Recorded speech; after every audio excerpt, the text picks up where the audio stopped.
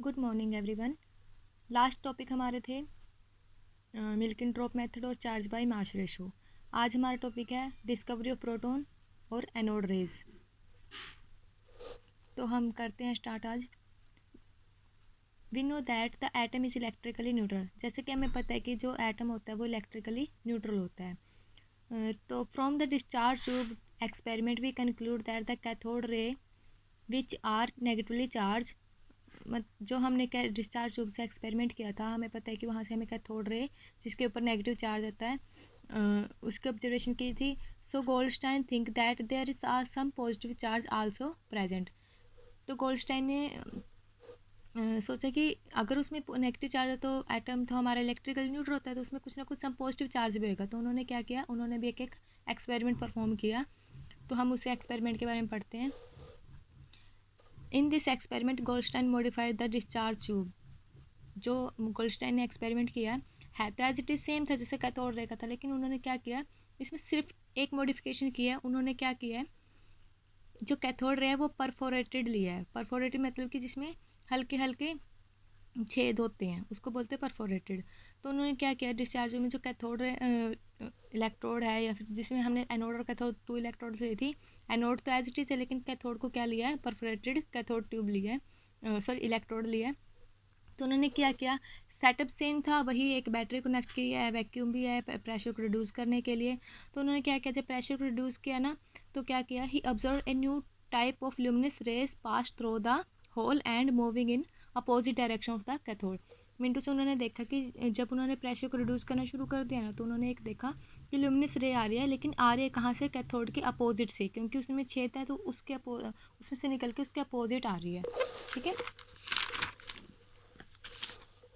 opposite direction to the cathode ray. Thus, these rays constitute of a positive charge particle moving away from the anode. So, name as positive ray, canal ray या फिर anode ray. तो जब हमें पता है कि cathode पर negative charge आया तो नेगेटिव से अपोजिट डायरेक्शन में तो क्या आ जाएंगे, वो पॉजिटिव चार्ज आएंगे। हमें पता है कि पॉजिटिव नेगेटिव अट्रैक्शन करते हैं। ठीक है, आगे प्रॉपर्टीज सेम एज जैसे हमने कैथोड रे की प्रॉपर्टीज करी थी, तो हमारी एनोड रे की भी प्रॉपर्टीज सेम ही होंगी। कैथोड रे भी हमारी क्या कर रही थी, स्ट्रेट लाइन में मूव कर रही थी, तो एनोड रे भी हमारे क्या करेंगी, travel in straight line. Second property क्या है, एनोड रे कॉन्स्टिट ऑफ मटेरियल पार्टिकल। जैसे कि कैथोड रे भी मटेरियल पार्टिकल थे उनके पास, जब हमने व्हील रखा था तो व्हील रोटेट किया था। सेम एस्टेज इसके साथ भी यही एक्सपेरिमेंट किया इन्होंने, तो वहाँ से पता चला कि ये भी क्या है, मटेरियल पार्टिकल है। थर्ड प्रॉपर्टीज़ क्या है, anode ray are deflected by the electric and magnetic field but opposite from the cathode. Anode ray भी डिफ्लेक्ट तो कर रही थी इलेक्ट्रिक और मैग्नेटिक फील्ड से, लेकिन जैसे कैथोड रे जो जिस डायरेक्शन में करती वो उसके अपोजिट डायरेक्शन में डिफ्लेक्ट हो रही थी। फोर्थ प्रॉपर्टीज़ क्या है, the value of the positive charge particle constitute anode ray depend upon the nature of the gas in the discharge tube. उसमें भी वही था कि उस पर कितना नेगेटिव चार्ज होएगा, जो उसके अंदर गैस है उस पर डिपेंड कर रहा था। इसमें भी क्या होएगा, जो इसके अंदर गैसेज प्रेजेंट है उसके नेचर के ऊपर डिपेंड होएगा। फिफ्थ प्रॉपर्टीज़ क्या है, उसमें भी ई बाय एम रेशो निकाला था, इसमें भी हम क्या निकालेंगे, जब ई एम बाय रेशो निकालेंगे तो इसका मास, जो प्रोटॉन का मास है वो कितना निकल के आएगा, 1.67 इंटू 10⁻⁻24 ग्राम। ठीक है, ये था हमारा डिस्कवरी ऑफ एनोड रे। कैथोड रे हो गया, एनोड रे हो गया। ठीक है, तो हाँ अगला हमारा टॉपिक है डिस्कवरी ऑफ रेडियो एक्टिविटी। तो हम इसमें भी पढ़ते हैं रेडियो एक्टिविटी क्या होती है। ठीक है, many experimental researches carried by Thomson, Goldstein और co-workers has stabilized the presence of electron and proton in the atom। मतलब कि बहुत सारे एक्सपेरिमेंट किए, रिसर्चेज हुई, किस किस ने किया, थॉमसन ने, गोल्डस्टाइन ने, को-वर्कर्स ने। तो उन्होंने क्या पता लगाया कि एटम में प्रोटॉन और इलेक्ट्रॉन होते हैं। तो उस 1896 में उसके आसपास ही एक फ्रेंच साइंटिस्ट थे जिसका नाम था हेनरी बैक्राल। उन्होंने क्या किया, एक न्यू रेवलेशन करी। किसमें करी, एक यूरेनियम साल्ट लिया उन्होंने, उसकी ऑब्जर्वेशन करी, उसके साथ देखा, उसके पास वो था तो उसके देखा क्या रिएक्शन होती है क्या नहीं होती। उसके बाद क्या है, he observe that the salt emitted certain highly active radiation capable on photographic plate. मतलब कि उन्होंने ये जो रेडिएक्टिव एलिमेंट लिया, यूरेनियम साल्ट लिया, उन्होंने ना इसको बहुत सारी चीज़ों के साथ एक्सपेरिमेंट किया। जैसे कि अगर फोटोग्राफिक प्लेट पे किया तो उन्होंने देखा कि फॉगिंग हो रही है, अगर खुली एयर में रख दिया तो आयनाइज एयर हो रही है, अगर उसको सॉलिड मटेरियल के सामने या उसके साथ रखा तो पेंटिरेशन हो रही है, मतलब कि उसमें वो छेद कर रहा है। उसके बाद क्या है, हल्के हल्के also produce luminosity in the substance like zinc sulphide. अगर हम जिंक सल्फाइड जैसे कोई सब्सटेंस ले, उसमें क्या कर रहा है, वो चमक पैदा कर रहा है। उन्होंने ये सारे एक्सपेरिमेंट किसके साथ देखे हैं, एक ही मटेरियल के साथ, क्या, रेडियोएक्टिव एलिमेंट जैसे कि यूरेनियम साल्ट लिया उन्होंने। उसके बाद क्या है, दिस रे R radiation is called radioactive radiation and substance called radioactive substance. मतलब कि जो जिस यूरेनियम साल्ट में से जो रेडिएशन निकल रही थी, उसने जो ऑब्जर्व किया कि अगर मैं ये रख रहा हूँ तो ये हो रहा है, ये रख रहा हूँ, जो रेडिएशन निकल रहा है वो रेडिएशन की वजह से हो रहा है।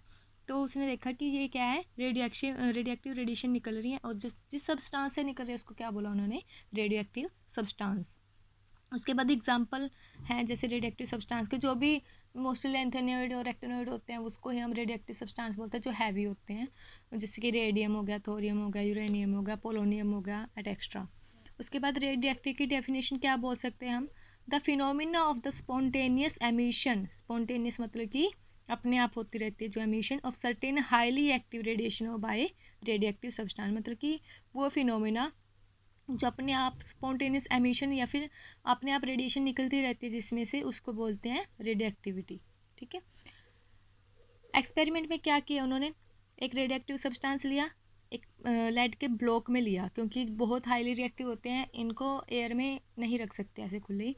तो उन्होंने क्या किया, द रेडिएशन, उसने एक ब्लॉक ऑफ लेड में ले लिया, the radiation emitted from the slit and an electric field is applied. मतलब कि जो उसमें से रेडिएशन निकल रही है, उस ब्लॉक में एक छोटा सा छेद कर दिया जहाँ से वो रेडिएशन निकल रही है, उसको सामने एक स्लिट रख दिया है। तो उसने देखा कि साथ में एक उन्होंने इलेक्ट्रिक फील्ड भी अप्लाई करी है। तो उन्होंने देखा कि 3 टाइप की रे निकल रही है। ठीक है, जिसको उन्होंने किस पे रिकॉर्ड किया है, फोटोग्राफिक प्लेट पे। किस पे रिकॉर्ड किया है, फोटोग्राफिक प्लेट। ऐसे सेटअप किया था उन्होंने, ब्लॉक लिया लेड का, साथ में इलेक्ट्रिक एंड मैग्नेटिक फील्ड भी अप्लाई करिए। तो उन्होंने देखा कि 3 टाइप की रे निकल रही है, अल्फा, बीटा और गामा, जिसको उन्होंने नाम दिया। ठीक है जी, कितने टाइप की रे निकल रही है इसमें, अल्फा, बीटा और गामा। अल्फा रे पढ़ लेते हैं कैसी होती हैं, फिर बीटा रे और गामा रे। जो अल्फा रे है वो क्या कर रही थी, ये एक टाइप की रे थी, वो डिफ्लेक्ट किसकी तरफ हो रही थी, टुवार्ड्स नेगेटिव प्लेट की तरफ। मतलब कि अगर वो नेगेटिव प्लेट की तरफ डिफ्लेक्ट हो रही है तो मतलब कि उसके अपोजिट चार्ज होएगा, तो कौन सा होएगा, पॉजिटिव चार्ज। तो हम कह सकते हैं जो अल्फा पार्टिकल्स हैं या फिर अल्फा रेज, उस पर कौन सा चार्ज है, पॉजिटिव चार्ज। उसके बाद क्या है, beta raise, one type of रे वर डिफ्लेक्टेड टुवर्ड्स पॉजिटिव प्लेट। वो किसकी तरफ जा रही है, पॉजिटिव प्लेट की तरफ, मतलब कि उस पर क्या होएगा, नेगेटिव चार्ज होएगा। ठीक है। उसके बाद गामा रेज, उसने देखा कि सीधी को एक रे है वो सीधी निकल गया, ना तो वो पॉजिटिव की तरफ गई है ना ही नेगेटिव की तरफ गई है, तो उसको कहाँ कहेंगे हम, गामा रेज नाम दिया। उसके ऊपर उसने सोचा भी ना तो ये पॉजिटिव की तरफ जा रही है और ना ही ये नेगेटिव की तरफ जा रही है, तो हम इस पर क्या करेंगे, इस पर मान लेते हैं कि हमारे पास इसके कोई चार्ज नहीं होगा, तभी तो डिफ्लेक्ट नहीं हो रही, ना इस पर कोई चार्ज है और ना इस पर कोई मास है। ठीक है।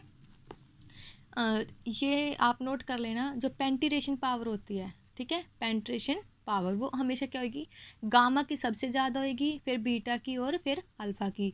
बीटा की क्या होते हैं, जो बीटा की गामा की होती है वो 1000 टाइम्स ऑफ बीटा की होती है, और जो गामा बीटा की होती है वो 100 टाइम्स ऑफ अल्फ़ा रेज की होती है। ठीक है।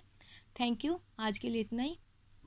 अगर आपको कोई किसी टॉपिक पे कोई लेक्चर चाहिए तो कमेंट ऑन कमेंट सेक्शन, मैं आपके लिए ज़रूर वो टॉपिक लेके आऊँगी। Thank you.